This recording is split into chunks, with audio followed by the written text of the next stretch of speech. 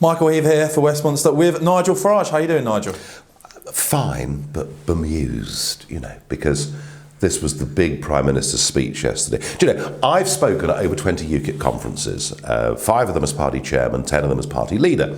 I remember the first ever UKIP conference. During the national anthem, the sign fell off the stage onto the floor. But you know what? We were a month old. I've also spoken. I remember the manifesto launch in 2015. I was ill.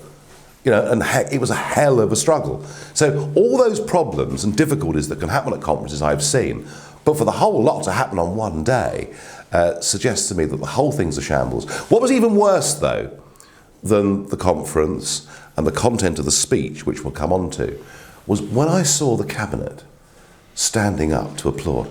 I just thought, is this the best our country's got? It really is pathetic, and I think unless something very rapid, very radical happens, we're headed for hardline socialism. So yeah, I mean, you've tweeted that, if Theresa May stays in place as Prime Minister, you think there'll be a Corbyn government. Do you think that's now inevitable if she does stay in that role as Prime Minister? Well, all Corbyn needs to do is just sort of eat his vegan food and generally tour around the country and not do too much. She's doing it for him.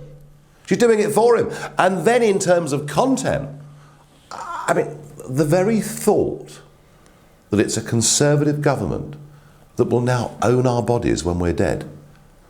I mean, of course there's a very good argument for organ transplant, very good argument indeed, and I would encourage people to opt in to it, and we can do that through education, we can do it through our GP surgeries, but the thought that the state owns your body and can do with it as it wishes afterwards is a fundamentally unconservative, wholly illiberal principle. That was one of her big takeouts. And then to talk about a housing revolution, they're going to build 5,000 houses a year, and that's a revolution.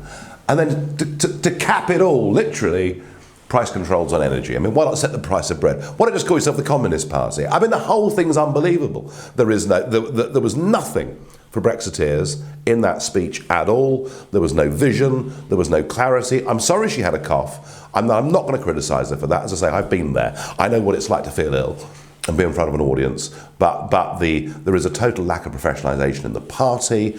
I mean, security. Can you imagine at a UKIP conference? I mean, nobody would have got within 10 yards of me before they were rugby tackled to the ground at best.